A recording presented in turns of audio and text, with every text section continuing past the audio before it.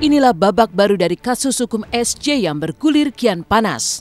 Berkali-kali menyebutkan bahwa BAP atau berita acara pemeriksaan tidak memenuhi prosedur lantaran tak didampingi pengacara. Kuasa hukum SJ akhirnya kemarin resmi mencabut BAP. Dalam dicabutnya BAP tersebut, SJ berarti menarik kembali pengakuannya kepada penyidik Polsek Kelapa Gading.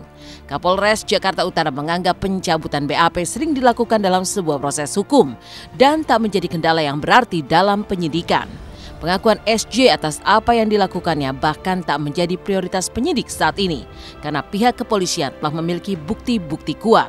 Kami mengajukan permohonan agar BAP ulang, berhubung BAP yang dulu kan kami sudah cabut secara resmi per hari ini. Mudah-mudahan penyidik memiliki kesempatan dan peluang untuk mempercepat proses ini untuk segera melakukan BAP ulang. Apabila yang bersangkutan atau pengacaranya akan melakukan berita acara tambahan atau mencabut atau apapun lah namanya, kami persilahkan. Tentu ada pendapat dan pandangan kami, ada titik terang maladministrasi, ada kesalahan administrasi dalam proses pemeriksaan klien kami dari sejak awal.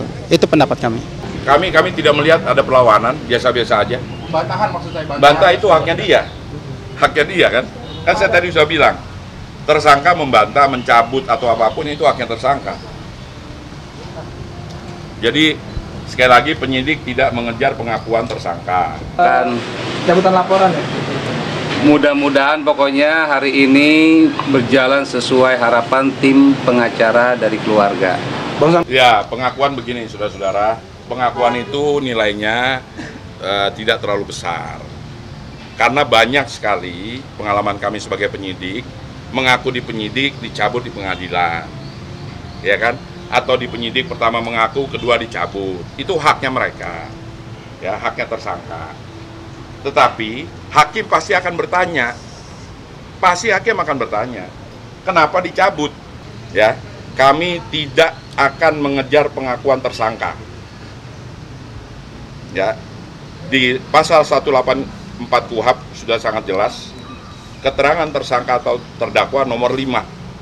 Artinya, kami berasumsi bahwa keterangan tersangka mengelak. Sehingga kita kunci di 4 alat bukti yang lain. Belum monitor ataupun belum mendengar bahwa Bang Ipul ini di BAP 2 kali. Tapi biasanya pada saat mau BAP tambahan namanya, BAP tambahan ditawarkan kepada tersangka, apakah masih tetap pada BAP yang semula, ya? Apakah ada mau direvisi atau tidak? Ya. Berbagai cara ditempuh SJ untuk melepaskan diri dari jerat hukum. Setelah mencabut BAP dan juga ingin menggelar pra-peradilan, SJ juga berencana mengajukan permohonan penangguhan penahanan. Mereka mempertanyakan dasar hukum penahanan SJ yang dianggap tak memiliki bukti kuat. Hal ini dibantah pihak kepolisian yang mengaku telah memiliki 4 alat bukti kuat. Sebelumnya, pihak SJ juga berusaha berdamai dengan DS. Namun hingga saat ini belum mendapatkan tanggapan positif dari pihak DS. Pesannya minta doanya untuk pemirsa, untuk penggemarnya. Ada kabar korban DS mau cabut? Semoga berjalan dengan baik. Intinya Saiful Jamil bukan pendendam. Intinya pokoknya saya pribadi berharap mudah-mudahan mata hatinya terbuka bagi pelapor. Ya benar-benar apa yang dia lihat itu ya artinya ya dunia ini sesaat lah, itu aja. Ini bukan kasus delik aduan. Kalaupun korban misalnya mencabut, yang tadi saya jelaskan, kami lampirkan di berkas biar nanti sebagai pertimbangan hakim, ya. Tapi kita tidak akan hentikan kasus ini. Terkait pernyataan itu kan itu hak, ya. Tentunya dalam proses itu kan kita akan berbicara bukti, perkembangan penyidikan ke depan, ya. Kalaupun dari pihak DS tidak akan mencabut laporan itu kan tentunya ada dasar hukumnya. Kami juga ada alasan hukum. Itu sendiri kenal gak sih sama DS sendiri? Kagak. Sampai saat ini berarti belum kenal sama... Saya tahu aja, tapi saya nggak perlu jumpa dengannya. Saya tahu. Saya kayak kamu lah. Pas sejauh ini keluarga udah bertemu dengan sama DS? Apa? Keluarga sudah bertemu dengan DS? Enggak. Cuma pertemuan ya? Keluarga yang mana maksudnya? Abang dengan DS. Ini aja. Endingnya kasus ini adalah sidang. Kalaupun mau ada coba-coba untuk berdamai dengan keluarganya korban, kami hanya akan melampirkan saja di dalam berkas. Tetapi berkas kasus ini harus sampai ke pengadilan. Biar nanti pengadilan yang akan memutuskan apakah yang bersalah, yang bersangkutan bersalah atau tidak. Hari ini kami mendapatkan informasi bahwa pelapor DS, menurut keterangan yang kami peroleh, pelapor DS tidak memiliki saksi. Satu. Kedua, kami juga mendapat info, ya, bahwa sampai hari ini, sebagaimana rekan-rekan wartawan ketahui, hasil visum belum diperoleh atau belum keluar, sehingga kami mempertanyakan apa yang menjadi dasar penahanan saudara Saiful Jamil. Hasil lab, hasil apa itu rahasia kami. Tetapi sampai hari ini kami menahan, ya, silakan jabarkan sendiri. Sampai saat ini ya persiapan-persiapan, keinginan-keinginan untuk proses penangguhan penahanan itu tentunya ada. Tapi ya kami akan melihat perkembangan seperti apa, ya tindak lanjutnya seperti apa. Tentunya pasti nanti kami akan juga mengambil peluang itu. Berstatus sebagai tersangka dari kasus dengan ancaman hukuman minimal 5 tahun penjara dan maksimal 15 tahun, membuat SJ harus menghuni dinginnya dinding penjara. Namun meski telah berstatus tersangka, SJ tak terlihat menggunakan baju tahanan. Sejumput tanya pun merebak, mengapa SJ tak mengenakan baju tahanan, padahal jelas-jelas statusnya sudah dinyatakan sebagai tersangka.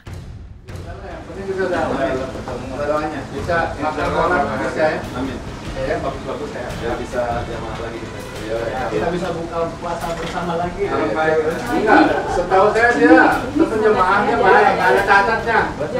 Ya, memang betul biasanya pakai baju tahanan ya, tapi kadang-kadang polisi ya mempunyai hak otorita untuk membuat Bang Ipul ini tidak menjadi malu kalau di publik ya, ketika diekspos ya.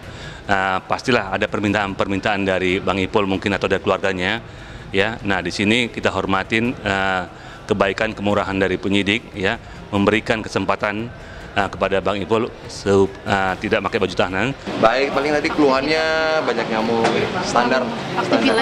Ya kalau mau enak di hotel, jangan di sel.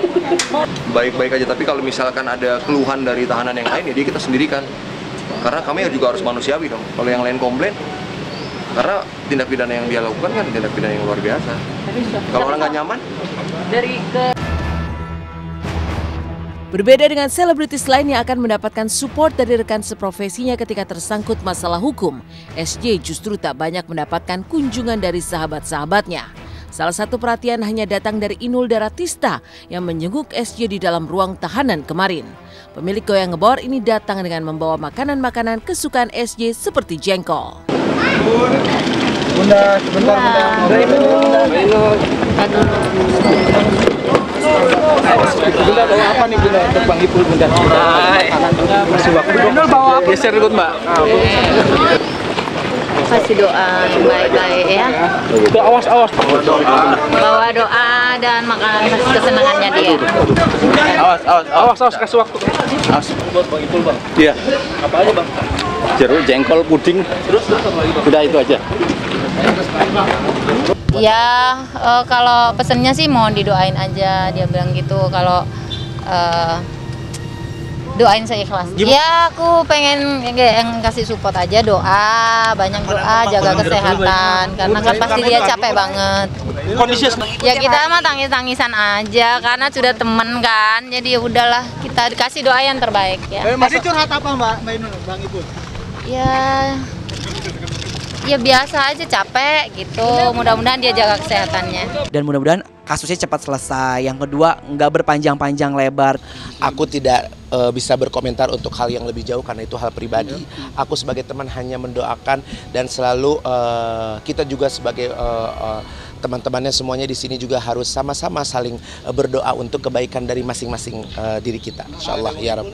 Mau tadi sih baru ngobrol-ngobrol cuman waktunya kan mepet mulu. Jadi insyaallah nanti kalau misalkan ada yang misalkan ini nunggu, kalau aku sih bisa-bisa aja ngikutin jadwal yang lainnya. Kalau aku oke aja gitu, diajak barengan mau pagi mau siang mau ikut aja, yang penting mah barengan gitu rame-rame. Nggak nyangka sih sebenarnya, karena kan saya biasa ngeliat TV gitu kan, dia kan lagi bagus-bagusnya gitu kan. Tapi nggak nyangka sih sebenarnya bisa seperti itu.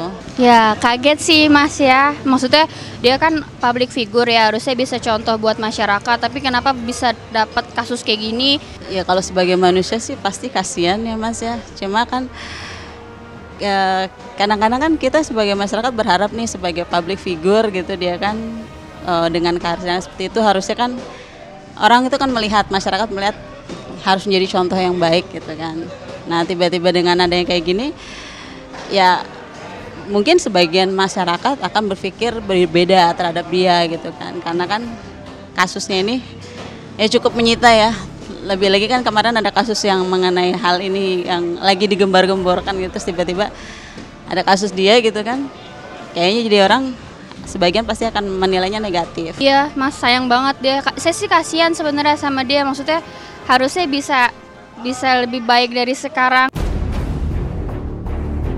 Dampak dari kasus ini dirasakan oleh DS, remaja 17 tahun yang melaporkan SJ. Ia mengalami trauma karena peristiwa yang dialaminya. Benarkah DS sampai harus pindah rumah pasca mengalami kasus ini?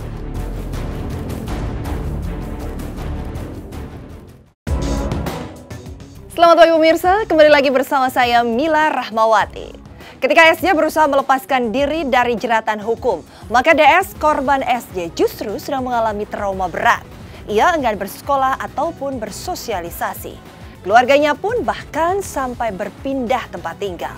Lantas apalagi dampak dari kasus SJ terhadap DS?